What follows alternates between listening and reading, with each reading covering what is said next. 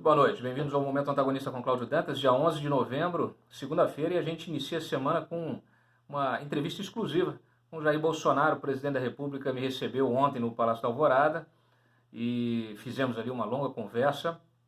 Eu hoje fiz aí a transcrição disso, infelizmente foi muito em cima da hora, não deu para gravar um vídeo, muita gente estava esperando que fosse uma entrevista em vídeo, eu também, mas acabou que o presidente me chamou em cima da hora.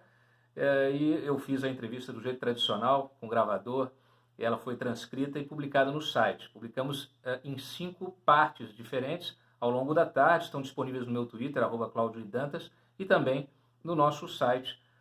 Cada post está associado aos demais posts, né, de cada parte dessa entrevista, e basicamente assim, eu fiz questão de tentar abordar os temas principais, né? Não aqueles que são alvos de inúmeras brigas na internet, de discussões, de debates, né? Tem acordão, não tem acordão, o Moro estava queimado e o Moro, né, havia uma fritura do Moro para o Moro sair do governo ou não, como é que está essa situação toda aí da investigação do Adélio, como é que fica o Bolsonaro com todas essas coisas que estão acontecendo aí, como é que fica o Brasil, né? Mas o governo Bolsonaro, diante de todas essas mudanças que estão acontecendo aí nas relações internacionais, na América Latina, e também como fica aí o papel do Brasil nessa relação aí entre Estados Unidos e China, né? O Bolsonaro, que esteve na China há pouco tempo, inclusive fez ali um tour pela Ásia, pelo Oriente Médio, trouxe lá da Arábia Saudita um investimento importante, 10 bilhões, também questionei sobre esse investimento, quais são os setores que vão receber esse investimento.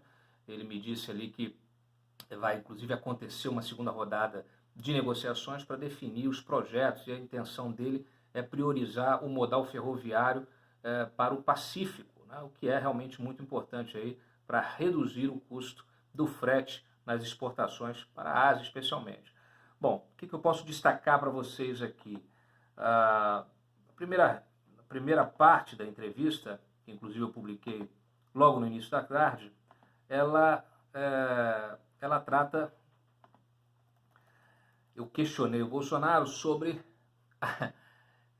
sobre a soltura do Lula, né? Como é que fica, né? Como é que a gente reage a essas manifestações violentas, né, radicais.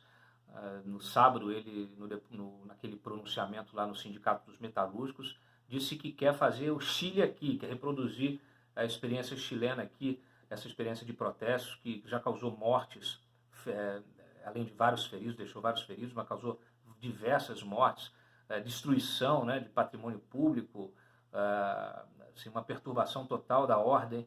Então, ele quer, pelo visto, ele quer incendiar as ruas no Brasil para tentar desestabilizar o governo, para subverter a ordem constitucional. Já não bastasse a subversão institucional que acontece, né, que tem acontecido aí em diversas coisas, inclusive aquela que levou à sua soltura.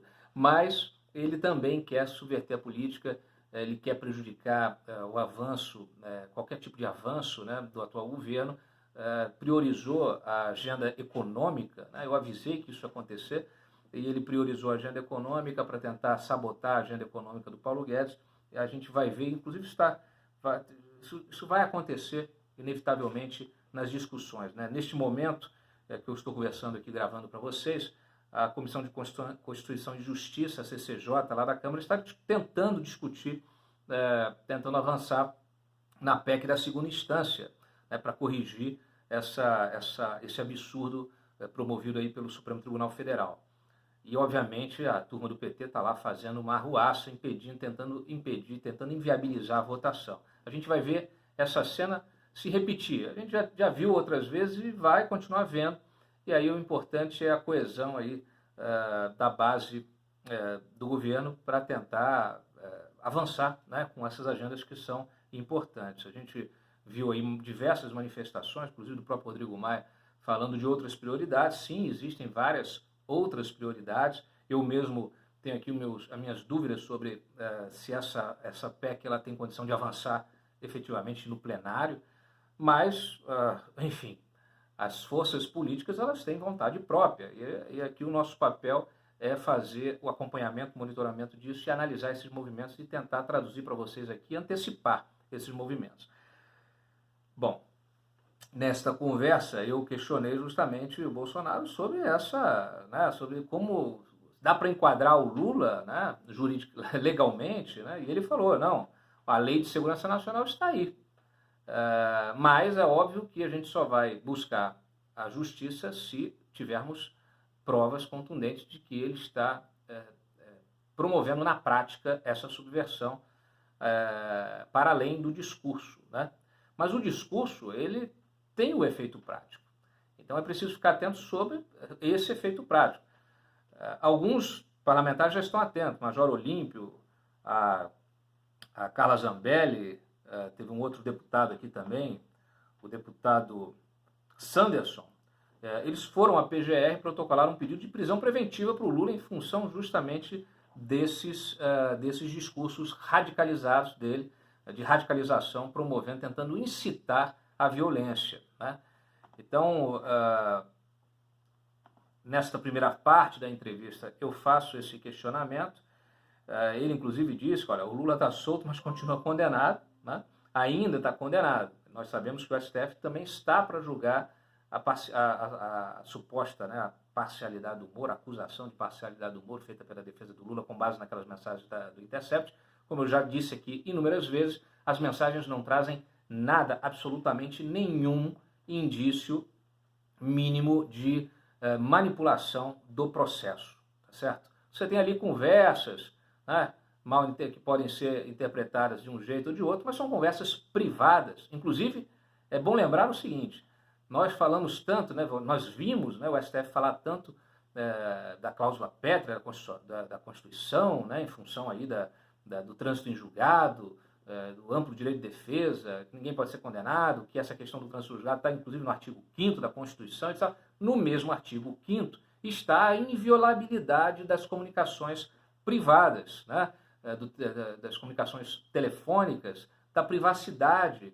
Então, como é que fica você relativizar um princípio constitucional que está previsto numa cláusula pétrea e, ao mesmo tempo, considerar absoluto esse mesmo princípio para outro objetivo, né? Então, de acordo com o seu próprio interesse político, você interpreta a cláusula pétrea de uma maneira, né? Os seus artigos ali, de cada um, os seus incisos, cada um de uma maneira. Então, é preciso olhar além do cinismo e da hipocrisia nesse debate, tá?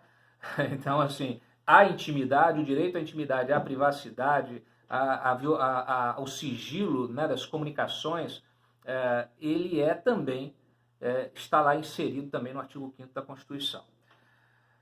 Recomendo, então, a leitura da entrevista. Nessa primeira parte, então, ele faz justamente essas ponderações todas, né? Destaca aí os avanços na área econômica, por isso esses avanços, obviamente, estão na mira do Lula, da sua turma, né, da sua turba, e ele também comenta justamente aí sobre a reunião, eu questionei ele sobre a reunião que ele teve com a cúpula militar no sábado, 11 horas ele reuniu a cúpula militar para fazer uma análise de cenário, justamente para entender que tipo de medidas podem ser tomadas de prevenção, né, para que nós evitemos qualquer tipo de desordem política e social no país em função da libertação do presidiário. Então recomendo aí, e claro, se vacilar vai ser enquadrado na LSN, né, na famosa Lei de Segurança Nacional. Tem uma segunda parte da entrevista que eu questiono sobre o tal do acordão. Tem acordão, não tem acordão? É pacto só? Esse pacto é um acordão? E aí eu questiono justamente o presidente da República sobre isso. Assim, olha, afinal de contas, o que foi, vamos dizer assim, negociado entre o presidente, o Poder Executivo, o Poder Legislativo, ali, Davi Alcolumbre, representado pelo Davi Alcolumbre e pelo Rodrigo Maia, e pelo Dias Toffoli, representando o Poder Judiciário, isso daquele julho, né, que eles se reuniram e fizeram uma reunião e anunciaram o tal do Pacto Republicano. E o Bolsonaro falou simplesmente o seguinte, falou, Cláudio, o pacto é não interferir lá e eles não interferem aqui. Quer dizer, é o princípio constitucional da independência dos poderes, dito pelo Bolsonaro. Só que aí ele faz uma ressalva, se bem que de vez em quando eles interferem no poder executivo aqui, mas eu engulo o sapo. Então, de fato, o que tem acontecido é justamente isso, né? O judiciário N vezes interfere no executivo, inclusive até contra medidas, andou derrubando até algumas medidas tomadas pelo executivo, lembro aqui até a história lá, né, da publicação dos editais, né, dos jornais, etc. e tal, que também foi suspenso, e várias outras medidas que foram tomadas e foram suspensas. Decreto das armas foi também para o Congresso debater, entraram com ação no Supremo para discutir inconstitucionalidades, enfim. Há sempre uma, vamos dizer assim, uma interferência nesse processo. O próprio STF tem interferido demais no Legislativo, legislando, né, fazendo esse papel que hoje o pessoal da CCJ está lá. Né? Até, muitas vezes, pela imobilidade. Né? O pessoal não se mexe, não faz nada, às vezes por interesse ou não, mas o fato é que não há vácuo de poder na política. Né? Não existe vácuo de poder. Quando você abre mão de ocupar determinado espaço, alguém vem e ocupa. Então, quando o Legislativo se recolhe, o Judiciário avança, ou o próprio Executivo, como aconteceu nos governos petistas, né? Quando você tinha aí N medidas provisórias que acabavam atropelando a pauta legislativa e a pauta do Executivo se impunha. Né? Então, essa dinâmica ela é bem complexa. E o Bolsonaro está tendo de lidar com isso e, obviamente, ter de responder às suspeitas que surgem em função justamente de você ter ali a questão do problema do Flávio, do processo do Flávio, que, aliás, estava marcado para o dia 21 agora, né, aquela decisão do COAF que suspendeu, que impediu, né, suspendeu não só o uso de informações compartilhadas do COAF com o MP do Rio de Janeiro, decisão do Dias Toffoli, num recurso do advogado Flávio Bolsonaro, mas decisão que foi aplicada e usada para suspender todas as investigações no país, todos os processos no país que tivessem origem ali em informações compartilhadas com o COAF. O último balanço que eu vi era coisa de 700, uma coisa assim absurda, que realmente mostrava o dano. Né? Então, nós teremos, pelo menos, felizmente, teremos esse julgamento agora, logo, no dia 20, inclusive foi antecipado um dia, e também é importante tirar da frente essa questão do Flávio Bolsonaro, porque assim, você se não fica com uma pauta ali sempre como aquela pedra, né, no meio do caminho e você não consegue avançar. Então, que se julgue, que se apure, né, ou que se anule a investigação ou que se valide a investigação para que ela vá adiante e ela seja concluída. O que não dá para você ficar com essa situação em suspenso, se você não sabe se o sujeito é culpado, se é inocente, e isso é utilizado politicamente. Aliás, obviamente que o Bolsonaro não tem a obrigação de responder todas as minhas perguntas, mas eu questionei se ele, por acaso, estava sendo chantageado, né, pressionado, se alguém estava usando esse tipo, alguém no judiciário estava, por acaso, usando, né, o caso do Flávio Bolsonaro para pressioná-lo. Ele disse que não, que isso nunca aconteceu, então tudo bem. Né? Esclarecemos também a questão do Sérgio Moro, questão do Valeixo, né? O que aconteceu meses atrás. Houve ali uma tentativa de fritura do Valeixo, que é o diretor-geral da Polícia Federal, que era um homem da Lava Jato, do superintendente lá no Paraná, né? Que praticamente comandou todo esse processo da Polícia Federal dentro da Lava Jato. Já falei dele aqui outras vezes, e de repente começaram a tentar fritá-lo. E o Bolsonaro quase demitiu o Valeixo, porque ele foi levado a acreditar que a Polícia Federal estava investigando o Hélio Negão, perseguindo o Hélio Negão numa investigação que nunca existiu. Na verdade, existia uma investigação sobre uma terceira pessoa, apelidada de Hélio Negão, que já até morreu e que não tinha nada a ver com o deputado. Né? Então, assim, isso aconteceu justamente na Polícia Federal lá do Rio de Janeiro, aquela mesma Polícia Federal que por algum acaso não fez a busca e apreensão no escritório, na sala onde estavam guardados todos os HDs lá da empresa do Jonas Suassuna. Quem me acompanha sabe dessa história.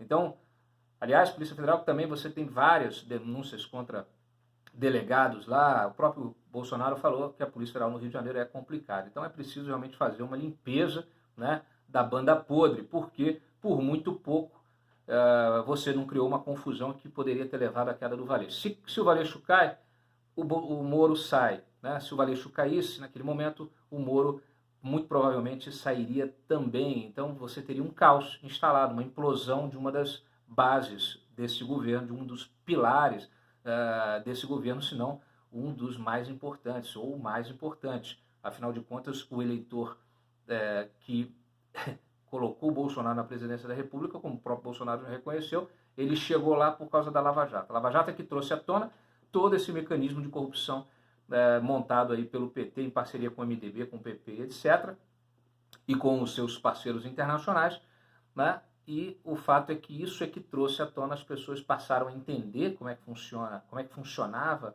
né? Como que era a podridão desse sistema, e que criaram ojeriza, né, ao PT e a esses partidos, e buscaram um novo candidato, né, ou um candidato que representasse de alguma maneira essa novidade, que encampasse essas bandeiras, né, de combate à corrupção, de combate à violência, inclusive. E então o Bolsonaro foi eleito por isso. Não à toa, o Moro é o ministro da Justiça e está aí segurando a barra, né, inclusive trabalhando de forma efetiva e conseguindo, alcançando aí diversos sucessos nessa área de combate ao crime organizado. Aliás, o pessoal até começou a brincar na internet, falou assim, o Moro derrubou até o Evo Morales, né?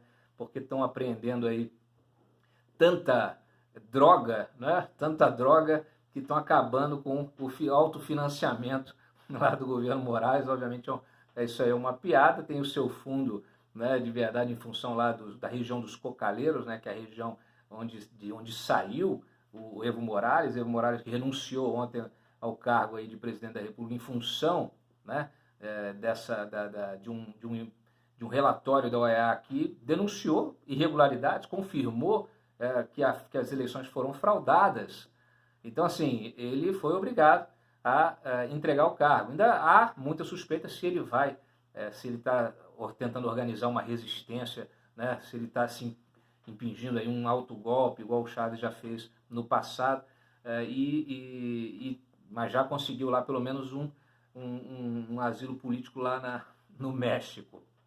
O fato é que essa situação lá, a situação está muito caótica na Bolívia, né? Caiu o governo inteiro, foram presos, o pessoal do TSE lá foi preso, né? Os juízes do TSE foram presos, você teve a renúncia de todo o quadro, renúncia de presidente da Câmara e do Senado. Olha, é um caos aquilo lá. Então não está muito clara ainda a situação, nem o que vai efetivamente acontecer com o Evo Morales, se ele vai montar um contragolpe não, porque não foi um golpe, mas ele vai tentar reagir e retomar o poder de alguma maneira, e aí sim tentar um golpe, ou se ele vai para fora, né?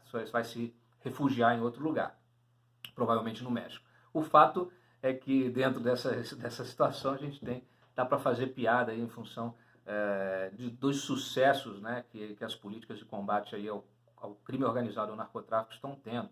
Inclusive, teve aí até uma declaração, né, de um comandante colombiano, falando justamente da relação aí do crime organizado no Brasil, PCC, etc., essas facções com a guerrilha colombiana, o ELN, né, Exército de Liberação Nacional, que estaria aí numa parceria, né, que envolve, obviamente, narcotráfico, tráfico de armas, toda essa problemática aí desses crimes transnacionais.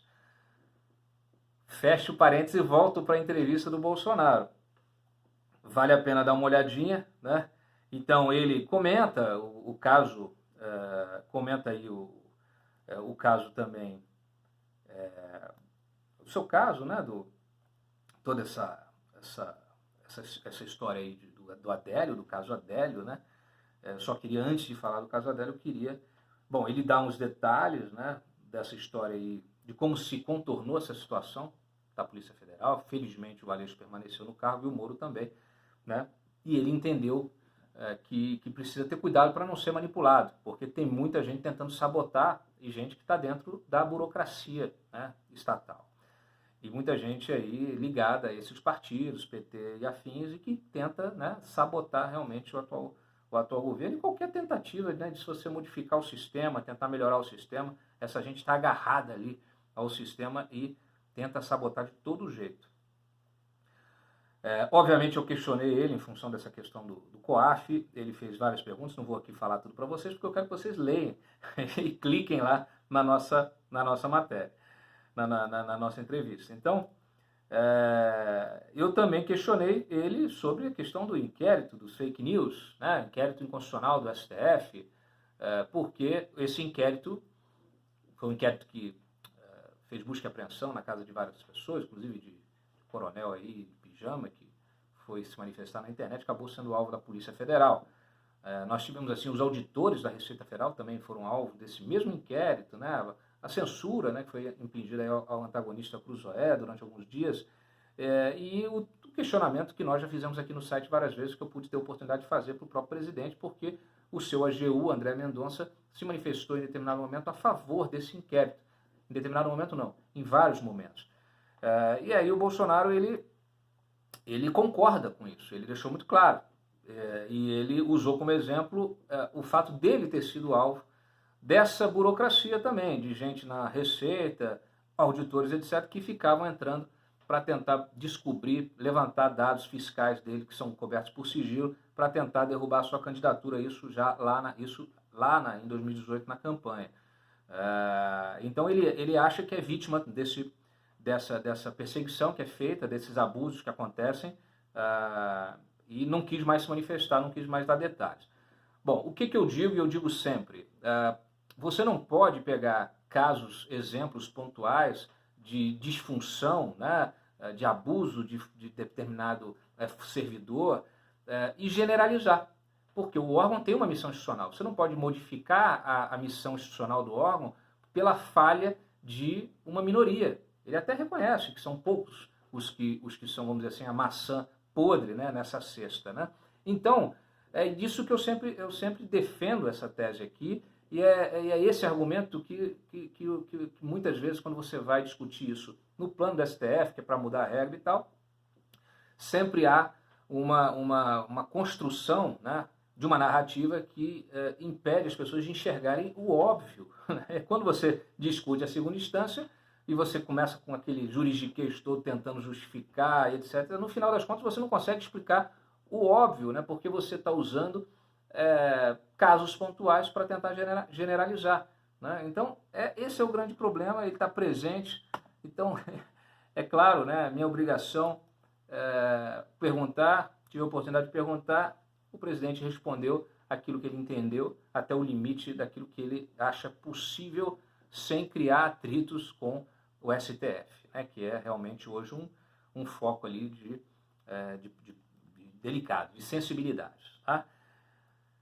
Uma outra parte aqui, eu questiono justamente sobre a CPI da fake news, sobre todas essas queixas, né, de aliados, ex-aliados, né, pessoas que saem do governo ou que racharam aí dentro do PSL, que reclamam de estarem sempre aí sendo defenestrados nas redes sociais por essa militância, né? Então, e aí o Bolsonaro se manteve firme, ele falou simplesmente o seguinte, olha, tem que ser defenestrado. Quem sai da linha daquilo que a gente defende tem que ser defenestrado. Até brincou dando um exemplo. Se a Damares se ela começar um dia a defender ideologia de gênero, ela também será defenestrada. Isso obviamente não vai acontecer. Ele deu esse exemplo apenas como um exemplo, mas para deixar bem claro o seguinte, que isso acontece e ele tem isso como uma coisa absolutamente natural. Ele diz o seguinte, ele sabe o que fizeram, mas culpam terceiros pelo seu insucesso. Eu tenho uma linha, não posso errar. Eu fiz campanha defendendo, por exemplo, armamento, família, liberdade, religiosidade, liberdade de imprensa, e quem não seguiu essa linha não estava no governo certo, não pode, né? Ponto final. Tem gente que vai achar que isso aqui é um absurdo, tá? Agora, nós estamos vivendo um momento da política que inclui essa política de rede social. O próprio jornalismo hoje é vítima disso também. Eu acho que as pessoas precisam decantar um pouco esse entendimento do que é liberdade de expressão, de onde vai a liberdade de expressão, a partir da onde começa o crime de ofensa, de injúria e de difamação, tudo isso está previsto na lei, né? Então as pessoas podem processar, né? E agora, é importante a pressão que se exerce também através das redes para a conquista de avanços de políticas públicas. Eu sempre defendi isso, acho que é importante é uma forma de participação direta na política e ela não pode ser criminalizada. Agora, é preciso também ter responsabilidade do lado de quem está se manifestando para não abrir o flanco, né, para não dar aso a esse tipo de arbitrariedade que virá, que vem, que está vindo, que vem de diversas formas, seja na forma de um inquérito no STF constitucional, seja na forma de uma CPI no Congresso, seja na forma de manifestações políticas aí que acham que é impossível, que não devem, que não pode. Quer dizer, as pessoas têm o direito de se manifestar. Obviamente que ninguém tem o direito, né, o seu direito termina quando começa o direito do outro. Então é preciso também ter responsabilidade. Por quê? Porque o exercício equivocado dessa liberdade, ele dá margem para essas arbitrariedades. Então, olha, é para refletir, tá bom? Isso é o debate. O debate está aí e o debate precisa ser amadurecido, precisa decantar, precisa amadurecer, aprofundar e ampliar o debate político, incluindo o debate do uso de todas as plataformas tecnológicas, que elas são fundamentais, inclusive para a melhoria da vida de todos nós, né? Então, assim, questiona uma série de coisas aqui. Ele fala sobre a questão do PSL, inclusive hoje até anunciou a saída do PSL, vai sair, não anunciou oficialmente, mas me confirmou, eu publiquei que vai, está decidido, já bateu o martelo, vai sair do PSL, vai abrir um outro partido, Aliança pelo Brasil, uma coisa assim, e vai coletar assinaturas a partir de aplicativos, né? Então você vê como é que é importante a tecnologia, como é importante até para facilitar, para desburocratizar, para agilizar na hora de você exercer aqui o seu direito de reunião, né, e de criação de um partido. Infelizmente, nós continuamos com um problema, né, de excesso de partidos. Isso é um outro problema que precisa ser resolvido pelo Congresso numa reforma eleitoral de fato. Bom, ele, nesse questionamento, nessa parte da entrevista, eu faço uma série de questionamentos sobre justamente possíveis excessos, né? Será que o governo falou demais? Né? Você teve aí polêmica com AI-5, toda hora você teve polêmica na rede social com o Carlos, e o Bolsonaro também foi bastante enfático, disse não. O problema é que há um patrulhamento muito grande, né, do meu trabalho, daquilo que eu faço, do que os meus filhos fazem, etc. e tal. Só que se eu falasse 10% do que o Lula fala, eu estava preso, né? Mais ou menos isso que ele deixa claro.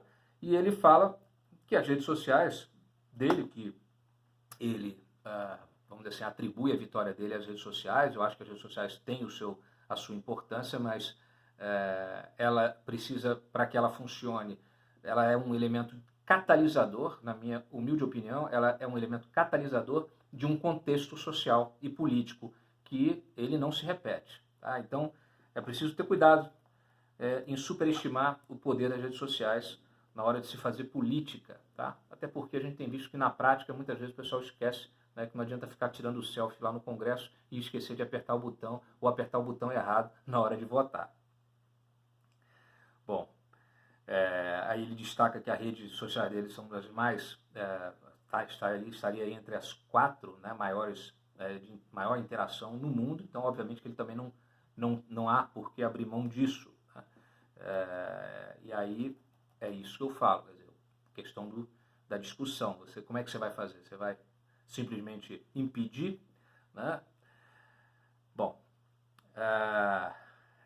tem um outro trecho aqui que a gente fala sobre relações internacionais. Estou vendo aqui já está chegando no limite de quase 30 minutos, então não vou entrar nisso aqui, mas ele fala de coisas importantes aqui, de como ele está aprendendo aí nas relações internacionais, como é importante não ter a visão ideológica na hora de você aumentar o comércio do país com outras nações, né? É isso que ele está fazendo, que está buscando fazer, está aprendendo com isso e reconheceu que está aprendendo. Isso é muito bom. E uma bomba que eu estou trazendo, que eu trouxe nessa entrevista, inédita, uma coisa em primeira mão, inédita, que ele diz o seguinte, eu pedi para ele comentar aí o caso do Adélio, né, e ele disse que ficou sabendo que a Polícia Federal tem uma nova frente de investigação que pode atingir alguém próximo de mim. Ele falou, alguém próximo de mim, alguém próximo dele. Né? Tem uma linha de investigação de possivelmente alguém próximo de mim. Essa é a frase dele. Ele, inclusive, me parece que ele quer questionar o Adélio frente a frente sobre isso. Né? Ele acha que o Adélio não é maluco. Então ele acha que é possível até tentar negociar um acordo de colaboração premiada com o Adélio, né? Refazer lá o laudo dele, ver se é isso mesmo, se ele está são ou se não, e tentar um acordo em que o Adélio entregue finalmente o seu mandante. Aliás, o próprio Bolsonaro diz que acredita que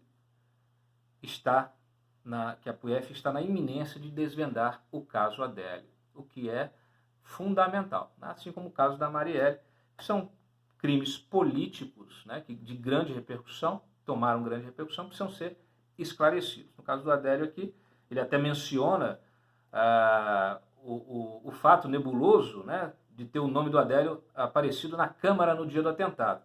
Eu lembro aqui que quem revelou esse fato fui eu. Eu trouxe esse fato na minha investigação jornalística, que ela tem os seus limites, né, já que eu não